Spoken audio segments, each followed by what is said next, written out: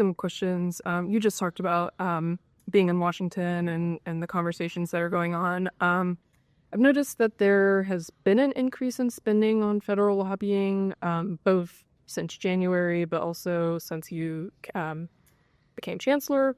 Could you just talk about, I assume it's a priority of yours, just kind of why that is, why the bigger investment on it under your leadership, but also now under Trump and on all the changes? Sure. Crucial time as it relates to federal funding. So we receive about $1.55 billion in federal research funding. We're in the top 10 nationally. And there have been a lot of questions raised about the future of federal research funding. We receive over $600 million a year just from NIH.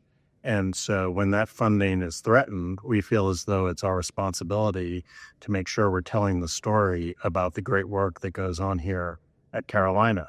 Not just groundbreaking, life-saving research, but the support of thousands of jobs here in Chapel Hill, in the Triangle, and in North Carolina. So we continue to make our case as effectively as we can with federal policymakers. We do that directly ourselves. I spend a lot of time on it personally. We also have a federal relations team that works for the university. We work through the system office. We work through trade associations like the AAU and the APLU. And then we also work with law firms and advocacy firms both in Washington and Raleigh in that regard as well. I don't think there's anything unique about Carolina in that respect. In fact, last time I was up on the Hill, it looked like an AAU meeting. There were so many university presidents and chancellors walking the halls of Congress. Could you talk about some of the people you have lobbying for you? It includes Richard Burr, Chess McDowell, Chris Lasfita. I think people can draw their conclusions about why they might be the most effective people to do it right now, but just what your view of that is, how you decide who you want lobbying for the university. We have a range of folks lobbying for us, both law firms and advocacy firms, and some of them are long-term retainers, and some of them are hired on a more short-term basis.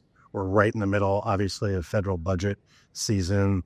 The House just delivered their budget early this morning, so this is one of the most intense times you'd expect to see a rise in our spending on advocacy efforts during a period like this.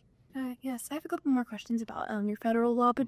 So I was wondering which specific lawmakers you were meeting with, any congressional committees, and then I was also wondering if there's any legislation in the process of being proposed. We spend a lot of time with the North Carolina delegation, as you expect, and have been tremendously supportive. We don't need to convince them of how important research is to Carolina and how important Carolina is to the health of the state. I've said many times that I'm pretty confident that this is the most important institution in building a better future for North Carolinians and has been consistently since 1793. But we also speak with the chairs of the committees and the staffs of the relevant committees. So the committees that govern higher education and federal research, as well as both House and Senate leadership. As far as legislation goes, the primary legislation is the budget itself. And the House budget was delivered this morning. There'll be a reconciliation process with the Senate budget. Your guess is as good as mine on how long that's going to take, but we'll continue to stay engaged with policymakers in that regard.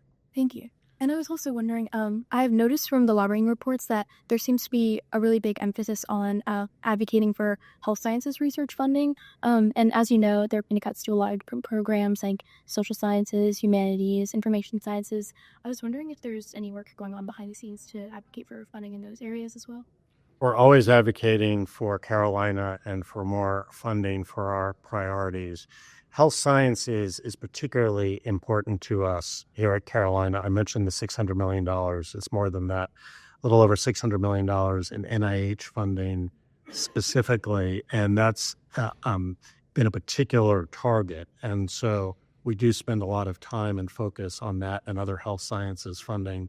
But more broadly, we're always advocating for Carolina and for our funding profile, not just at the federal level, but at the state level. We're extraordinarily fortunate here in North Carolina to have so much support from the state and its taxpayers, broad bipartisan consensus going back decades, over $600 million in state appropriation, and we continue to engage with policymakers in Raleigh as well.